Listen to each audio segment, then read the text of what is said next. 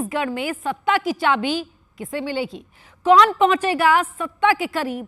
किसकी कुंडली में है राजयोग मजबूत? ग्रह नक्षत्रों की चाल है किसके साथ? 3 दिसंबर को कौन जादुई नंबर को करेगा पार? कौन सत्ता की कुर्सी पर होगा विराजमान? चुनाव संपन्न हो गए हैं, ईवीएम में किस्मत कैद हो चुकी है। किसकी किस्मत कह क्या रही है? नंबरों से किसका है किस्मत कनेक्शन? 3 दिसंबर को चलेगा पता। लेकिन उससे पहले न्यूज 18 नेताओं की कुंडली को लेकर हाजिर है। हम देखेंगे ग्रह नक्षत्रों की चाल। ज्योतिष शास्त्र के मुताबिक दिग्गजों के ग्रह नक्षत्रों की क्या है चाल, क्या है हाल? पिछली बार मध्य प्रदेश में 109 सीट जीतने वाली बीजेपी को इस बार कितने नंबर मिल रहे हैं? कांग्रेस और उनके नेताओं के सितारे क्या कह रहे हैं? बीजेपी और उसके नेताओं की कुंडली कह क्या रही है? किसकी कुंडली में बन रहा है सत्ता का योग? सत्ता के पंडित किसे बैठा रहे हैं कुर्सी पर? एक एक बारीक जानकारी का करेंगे विश्लेषण, क्योंकि इलेक्शन मतलब न्यूज 18 और न्यूज 18 ही आपको 3 दिसंबर को सबसे सटीक और सबसे तेज नतीजे भी बताएगा। लेकिन उससे पहले बता रहे हैं ग्रह नक्षत्रों के मुताबिक एमपी और छत्तीसगढ़ में किसकी बन सकती है सरकार। तो शुरू करते हैं अपना खास कार्यक्रम 3 दिसंबर किसका नंबर। और हमारे साथ 3 खास एक्सपर्ट, 3 खास मेहमान यहाँ पर जुड़े हुए हैं। आचार्य चंद्रशेखर शास्त्री जी हैं, डॉक्टर पूजा भाटिया हैं, आचार्य सूर्यांश जी भी हमारे साथ यहाँ पर जुड़े हुए हैं। तीनों खास एक्सपर्ट बताएंगे ग्रहों की गणना और टैरो कार्ड का कनेक्शन, टैरो कार्ड का साइंस क्या कहता है। शुरुआत शास्त्री जी आपके साथ मैं कर रही हूँ। 3 दिसंबर को लेकर क्या आपको नजर आ रहा है ग्रहों की चाल में, और कौन करेगा कमाल? ग्रहों की चाल बड़ी स्पष्ट है और ये चुनाव लोकसभा की पूर्व पीठिका रचने जा रहे हैं और इन चुनावों से केंद्र में किसकी सरकार आएगी उसका बड़ा निर्णयात्मक एक ये वोट मतदाता ने दिया है। मध्य प्रदेश की जो कुंडली है उस कुंडली की दृष्टि से अगर हम देखते हैं तो वहाँ कम से कम 3-4 लोगों में एक नूरा कुश्ती चलती रहेगी और वो नूरा कुश्ती जो है वो कभी भाजपा के पक्ष में जाएगी तो कभी कांग्रेस के पक्ष में जाएगी। उसके सूत्रधार कांग्रेस के लोग भी होंगे और भाजपा के लोग भी होंगे। वो जो आंतरिक रूप से पार्टियों की राजनीति है वो दोनों पर प्रभावी होगी, क्योंकि वर्तमान जो मुख्यमंत्री शिवराज सिंह हैं वहाँ पर उनकी बहुत अच्छी पोजीशन होने के बाद भी उनका कार्यकाल लंबा खिंचता हुआ नहीं दिखाई दे रहा है। तो निश्चित रूप से कोई ना कोई उधर भी आएगा। केंद्र सरकार और मध्य प्रदेश की सरकार में लंबे समय तक अपने आप को बनाए रखने वाले कमलनाथ भी, उनकी कुंडली में भाग्य में पंचग्रही योग है। वो भी योग अपने आप में बहुत महत्वपूर्ण योग है और उस योग के कारण ही उन्होंने एक बहुत मामूली सा एक सेवक होने के बाद भी वो मुख्यमंत्री और केंद्रीय मंत्री तक कुर्सी तक पहुंचे हैं। ये पंचग्रही योग क्या होता है शास्त्री जी? हाँ, ये इसको शास्त्रों में प्रव्रज्या योग भी कहा गया है। ये या तो सम्राट बनाता है या सन्यासी बनाता है। सन्यासी में भी वो बड़े पद का सन्यासी हो या वो घर बार छोड़ के वहाँ से दूर जाके कुछ करे। तो आप देखिए कमलनाथ का जन्म जो है वो कानपुर में हुआ है और इनका कार्यक्षेत्र जो है वो जीवन का सबसे ज़्यादा समय उन्होंने मध्य प्रदेश को दिया है। और यही एक तरह का प्रव्रज्या हो गया कि घर से दूर एक नया घर, एक नया संसार, एक नई दुनिया, उसमें उन्हें जाना पड़ा।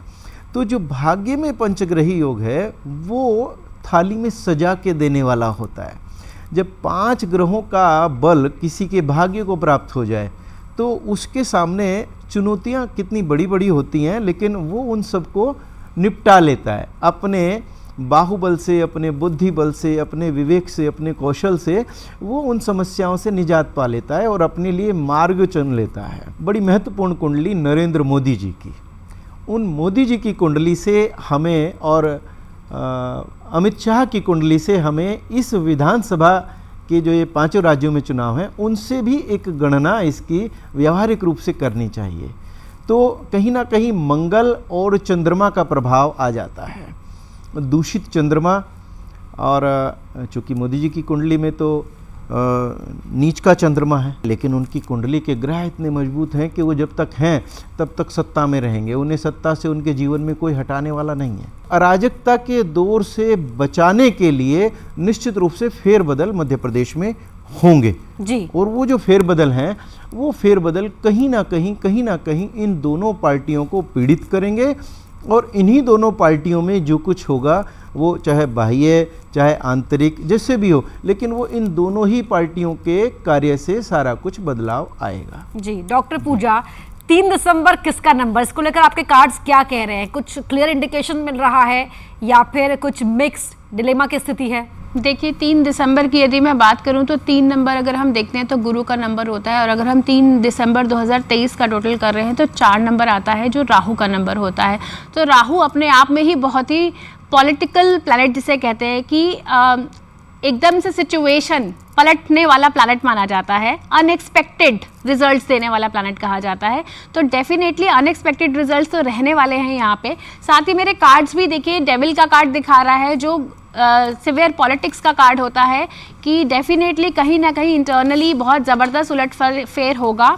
और अगर मैं बीजेपी के कार्ड्स निकालती हूँ और साथ में अगर मैं कांग्रेस के कार्ड्स निकालती हूँ तो दोनों के ही काफ़ी प्रॉमिसिंग कार्ड्स आ रहे हैं। कांटे की टक्कर मुझे यहाँ पे दिख रही है 3 दिसंबर वाले दिन में। और साथ ही बीजेपी की जो है जो जिस तरह से है कि चांसेस अच्छे और स्ट्रॉन्ग नज़र आ रहे हैं, लेकिन पॉलिटिक्स है तो डेफिनेटली 4 नंबर राहु अपना क्या कमाल कर जाए इसका हम कुछ नहीं कह सकते हैं। राहु को लेके कहते हैं कि वो अप्रत्याशित लाभ भी देता है और अप्रत्याशित नुकसान भी करता है।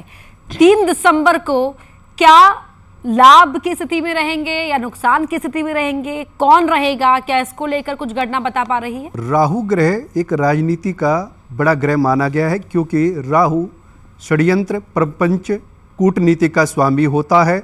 और राहु वर्तमान में मीन राशि में चल रहे हैं, हालांकि अभी तक मेष राशि में रहे जो कि मंगल की राशि है, पर 30 अक्टूबर को राहु ने राशि परिवर्तन किया है और देवगुरु बृहस्पति की मीन राशि में संचार कर रहे हैं। तो यहाँ देवगुरु बृहस्पति की राशि में होने से एक तरीके से व्यक्ति मायावी हो जाता है, और मायावी होकर के जिस व्यक्ति की कुंडली में या फिर कह सकते हैं जिसके लिए कारक ग्रह राहु होता है उसको समझ लीजिए कि राजयोग की गद्दी प्राप्त करा देता है। यहाँ वर्तमान में आप देख रहे हैं कुछ राशियाँ ऐसी हैं जिनके लिए राहु फायदेमंद काफ़ी होने वाले हैं, जैसे कि मिथुन राशि हो गई है या तुला राशि वाले व्यक्ति जो है, कुंभ राशि वाले व्यक्ति, इनके लिए बड़ा महत्वपूर्ण राहु यहाँ फलित कर रहे हैं और उनको कहीं ना कहीं एक बड़ा पद प्राप्त कराएंगे।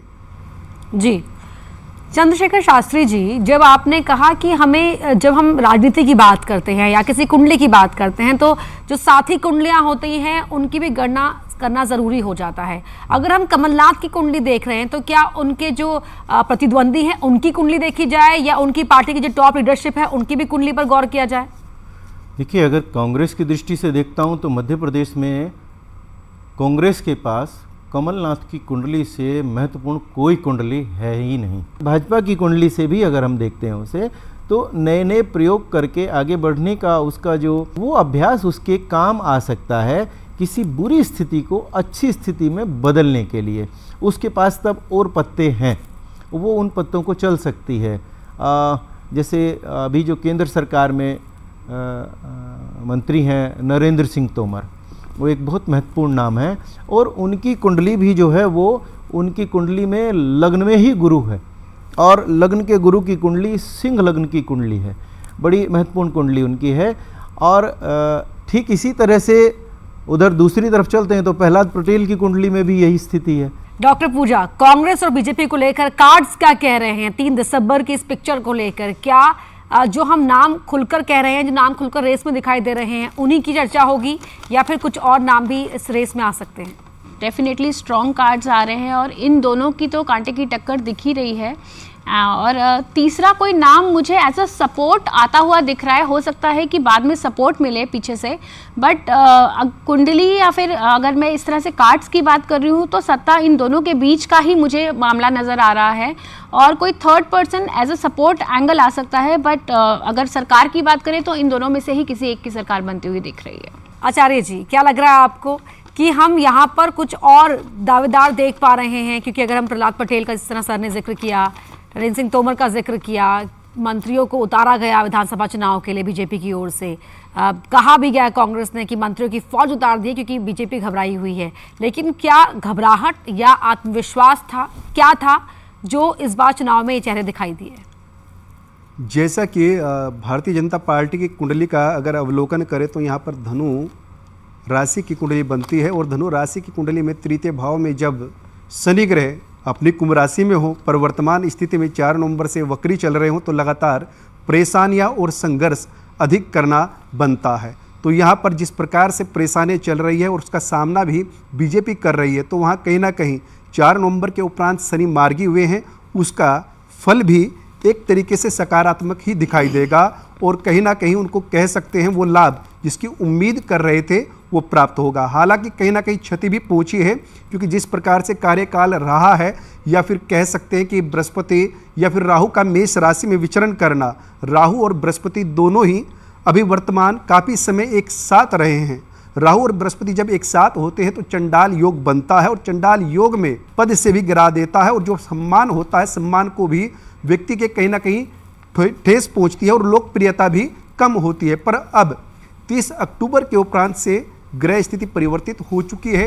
राहु मीन राशि में है तो बृहस्पति अकेले स्वतंत्र रूप से मेष राशि में मित्र की राशि में विचरण कर रहे, तो यहाँ पर सरकार को काफ़ी लाभ मिलेगा और उसका रिजल्ट 3 दिसंबर को देखने को मिलेगा। आचार्य चंद्रशेखर जी, सवाल यहाँ पर यह भी उठ रहा है कि गणना जो बता रही है इन प्रमुख नामों को लेकर, लेकिन क्या 3 दिसंबर को मध्य प्रदेश में क्लियर मैंडेट वाली पिक्चर होगी? ये नतीजे बहुत टफ फाइट के दौरान बीच के रह सकते हैं। भारतीय जनता पार्टी की जो कुंडली है वो मिथुन लग्न की है और उसका अंक भी 3 ही होता है। वो 3 दिसंबर को ही ये परिणाम आने की स्थिति है। दूसरा एक चीज़ मैं देखता हूँ कि वहाँ उनके बल भाव में, कुंडली के तृतीय भाव में वहाँ चतुर्ग्रही योग है और वो मंगल, शनि, राहु और गुरु हैं। तो ये बड़े महत्वपूर्ण ग्रह हैं जो वहाँ बैठे हैं और उनकी सीधी दृष्टि भाग्य पर है जहाँ बुध और केतु दोनों विराजमान हैं और वो भी शनि के घर में विराजमान हैं। भारतीय जनता पार्टी को इसका लाभ मुझे होता हुआ दिख रहा है और कांग्रेस की जो कुंडली है उसमें इस समय वह प्रभाव वहाँ नहीं है। व्यक्तिगत कुंडली अगर हम कांग्रेस के लीडर्स की कहें तो वो बहुत अच्छी है कमलनाथ जी की, लेकिन कांग्रेस की जो कुंडली है वो इस समय राजयोग कारक वहाँ नहीं दिखती है। तो वहाँ भारतीय जनता पार्टी की कुंडली कांग्रेस से अधिक प्रभावी रूप से वहाँ दिखती है, तो उसका प्रभाव हमें उसमें दिखाई देता है। जी डॉक्टर भाटिया, क्लियर मैंडेट में तो पेज ऑफ कप्स का कार्ड आया है और कंपटीशन में या कांटे की टक्कर में बड़ा कार्ड आया है किंग ऑफ पेंटिकल्स। तो क्लियर मैंडेट तो मुझे नहीं दिख रहा है। डेफिनेटली काफ़ी क्लोज रहने वाला है जो भी कंपटीशन है, सीट्स के मामले में भी बहुत क्लोज रहेगा। और साथ ही मैंने बीजेपी के भी एक एक कार्ड निकाला और कांग्रेस का भी एक एक कार्ड निकाला है। तो बीजेपी में तो एस ऑफ वॉन्ड्स आया है जो अपने आप में बहुत स्ट्रॉन्ग कार्ड होता है, नई शुरुआत का कार्ड होता है, पॉजिटिव कार्ड है। और यहाँ पे अगेन अगर मैं कांग्रेस का भी देख रही हूँ तो 3 ऑफ वॉन्ड्स है, ये भी अपने आप में एक बहुत स्ट्रॉन्ग कार्ड है। तो कांटे की टक्कर तो कार्ड्स में भी नजर आ रही है ग्रह नक्षत्रों के साथ ही, बट यहाँ पे हम एस ऑफ वॉन्ड्स को ज़्यादा अहमियत देंगे क्योंकि एस ऑफ वॉन्ड्स नई न्यू बिगनिंग्स और नई शुरुआत का कार्ड होता है। तो यहाँ मुझे बीजेपी की चांसेस अच्छे नजर आ रहे हैं। जी आचार्य सूर्यांश, जैसा कि यहाँ दोनों ही पार्टियों की कुंडली की बात करें तो यहाँ पर मिथुन लग्न की कुंडली बनती है बीजेपी की अगर, तो फिर वहाँ कांग्रेस की धनु लग्न की कुंडली है। तो यहाँ पर भी वर्तमान में भले ही बुध ग्रह जो 10वें भाव का स्वामी है द्वादश भाव में चल रहा हो, समीकरण ना बन रहे हो, पर जैसे ही 30 दिसंबर को बुध ग्रह धनु राशि में प्रवेश करेंगे, बृहस्पति की राशि में प्रवेश करेंगे, तो वहाँ परिस्थिति कुछ भिन्न होंगी। क्योंकि यहाँ पर जैसा कि भारतीय जनता पार्टी की कुंडली की अगर बात करें और या फिर देखें कि उनका जो मुख्यमंत्री पद के दावेदार है शिवराज सिंह जी, उनकी कुंडली के आपस में तुलना करें तो यहाँ पर मुख्यमंत्री पद के लिए लग रहा है संघर्ष करते हुए शिवराज सिंह जी दिखाई दे रहे हैं। पर बीजेपी की कुंडली इस समय बड़ी संकट में है और उनको काफ़ी परिश्रम, काफ़ी मेहनत करना पड़ेगा परिस्थितियों को बदलने के लिए। जहाँ पर शनि ग्रह कुंभ राशि में बैठे हुए हैं, जैसा कि यहाँ मिथुन लग्न की कुंडली है, और वृश्चिक राशि यहाँ भारतीय जनता पार्टी की बनती है जो स्थापना दिवस के उस समय के आधार पर। तो यहाँ सूर्य मंगल एक साथ आ गए हैं। हालांकि काफ़ी ये नहीं कि एक कह सकती है कि एक तरफा सरकार बन जाए, उनको सरकार बनाने के लिए भी काफ़ी मेहनत और प्रयास यहाँ करना पड़ेगा। ऐसा नहीं है कि एक तरफा बीजेपी ही सरकार बना पाई या फिर कांग्रेस पार्टी अपनी सरकार बना पा सकती है। शास्त्री जी, अब एक और सवाल हम यहाँ पर करेंगे छत्तीसगढ़ को लेकर, अब रुक कर लेते हैं। छत्तीसगढ़ को लेकर 3 दिसंबर को वहां के भी नतीजे आने हैं। क्या कह रही है गणना की, क्योंकि पिछली बार जब 18 में चुनाव के नतीजे आए थे तो बिल्कुल कांग्रेस की लहर के नतीजे आए थे, इस बार कैसे रहेंगे? देखिए, जो छत्तीसगढ़ राज्य की जो कुंडली है, उस कुंडली से अगर देखते हैं तो कोई सौम्य स्वभाव का ऐसा व्यक्ति जो विकास में रुचि रखेगा, वो इस बार जब सत्ता में पार्टी जो भी आएगी, वो उस सौम्य स्वभाव के व्यक्ति के कारण बड़ा प्रभावशाली ढंग से राज्य का विकास करेगी। लेकिन चूंकि ग्रह गोचर की स्थिति, मैंने जैसा आपको बताया कि ग्रह गोचर जो हैं वो 2025 में बड़ी विकृति लेकर आए हैं और वो पूरे विश्व के लिए वैसी स्थिति है, तो वहाँ अशिक्षा के कारण कोई ऐसी घटनाएं घटेंगी जो राज्य में उसका दुष्प्रभाव होगा और उसमें उस समय की सत्ता को बदलाव की आवश्यकता हो सकती है। जी डॉक्टर भाटिया। तो यहाँ पे फिर से मेरे कार्ड्स, एक जगह 9 ऑफ वॉन्ड्स आया है, एक जगह 9 ऑफ स्वॉर्ड्स आया है, तो दोनों ही मे बी के कार्ड्स होते हैं। तो यहाँ पे अगेन, यहाँ पे फिर से मुझे बार बार कार्ड्स में भी और ग्रह नक्षत्रों में भी कांटे की टक्कर ही दिख रही है। उसके बाद मैंने क्लैरिफिकेशन के लिए दोबारा कार्ड्स निकाले हैं, बीजेपी के लिए भी और कांग्रेस के लिए भी। तो यहाँ पे ये दिख रहा है कि कांटे की टक्कर रहेगी, कुछ ना कुछ, देखो कोई क्लियर इंडिकेशन नहीं दिख रहा है, but at the same time यहाँ पे ऐसा दिख रहा है कि सरकार जैसे शुरुआत में हो सकता है कांग्रेस की फेवर में जाए, लेकिन बाद में कुछ ना कुछ उलट-फलट हो सकता है और यहाँ बीजेपी का पलड़ा भारी होने के चांसेस नजर आ रहे हैं मुझे। आचार्य सूर्यांश, क्या क्लियर पिक्चर दिखाई देगी? नंबर ऐसे होंगे जो बताएंगे कि लहर थी, या फिर नंबर ऐसे होंगे जो बताएंगे कि जनता भी दुविधा में थी? ग्रह बदल रहे हैं तो व्यक्ति की विचारधारा भी बदली है। लहर कुछ और थी तो वोटिंग के समय ग्रह स्थिति के अनुसार वोट मध्य प्रदेश में या फिर कह सकते हैं छत्तीसगढ़ में बीजेपी का बढ़ा है और यहाँ पुनः बीजेपी पहले से ज़्यादा मत लेकर के आ रही है और उसी का ये एक आधार है, क्योंकि छत्तीसगढ़ के नाम से मेष राशि बनती है और कुंभ राशि में वर्तमान में शनि चल रहे हैं और बृहस्पति मेष राशि में है। तो यहाँ वो सरकार बनेगी जो छत्तीसगढ़ के लिए उन्नति कारक हो और छत्तीसगढ़ के जो लोग हैं, समाज है, उनके विकास में भागीदारी हो। चंद्रशेखर शास्त्री जी, गणना ये भी बताती है कि जो हमारा अगला आने वाला समय है वो कैसा रहेगा धर्म के लिए या संस्कृति के लिए या नेचुरल कैलेमिटीज का सामना करना पड़ सकता है। जो आपकी गणना है वो सरकार, जो अगली सरकार रहेगी प्रदेश के अंदर, छत्तीसगढ़ के अंदर, वो किस और मुख उसका होगा उस सरकार का, क्या ये भी हम जान सकते हैं?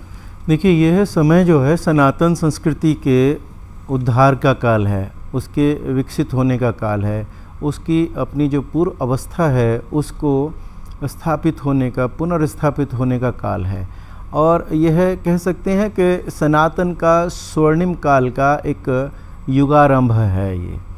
तो इस युगारंभ में निश्चित रूप से कोई भी सरकार, चाहे वो किसी भी दल की हो, जो भी सनातन संस्कृति को अपोज करेगी, जो भी सनातन संस्कृति के अवरुद्ध चलेगी, तो उसका पतन निश्चित होगा। वो लुभावना वादा काम नहीं आएगा और आने वाले समय में सरकारों की ऐसी स्थिति नहीं होगी कि वो ये फ्री वाले गेम चला सके।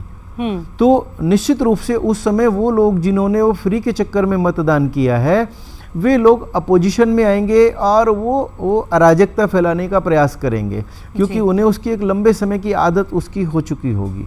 जिसकी सत्ता होती है वही सत्य को उजागर कर सकता है, वही असत्य को भी सत्य के रूप में प्रस्तुत भी कर सकता है जी। तो अभी सत्य जो है वो सनातन के पक्ष में है और सनातन का वास्तविक स्वरूप अभी आपको दिख रहा है। पूरा विश्व आज भारत की ओर देख रहा है और मध्य प्रदेश जो है वो मंदिरों का राज्य है, वहाँ हजारों मंदिर हैं। अकेले अगर उज्जैन में अगर तो हम मतलब देखते हैं, सांस्कृतिक सत्यता उसकी झलक देखने को मिलेगी। डॉक्टर मिलेगी। भाटिया, आपका कैलकुलेशन क्या कह रहा है या आपके कार्ड्स क्या कह रहे हैं कि जो टाइम रहेगा अगला वो शांतिपूर्ण रहेगा या आप भी अप्स एंड डाउन्स देख पा रही हैं? देखिए, अप्स एंड डाउन्स तो डेफिनेटली दिख रहे हैं। और देखिए, हेरोफेंट का ही कार्ड आया है, धर्म का कार्ड होता है, तो डेफिनेटली धर्म को लेके बहुत सारी चीज़ें होंगी। और जिस तरह से हमारा साल 2023 का टोटल 7 बनता है, केतु का वर्ष है, तो केतु भी हमें धर्म से ही कनेक्ट करता है। तो जिस तरह पंडित जी ने बोला कि सनातन का युग है, तो डेफिनेटली जो सरकार धर्म को प्रमोट करेगी, जो सरकार ग्रोथ एंड डेवलपमेंट दिखाएगी, स्पेसिफिकली अगर हम मध्य प्रदेश की बात करें तो यहाँ पे जितनी डेवलपमेंट हुई है मंदिरों में और उज्जैन में जिस तरह का डेवलपमेंट हुआ है, जो वो देखने को मिल रहा है सबको।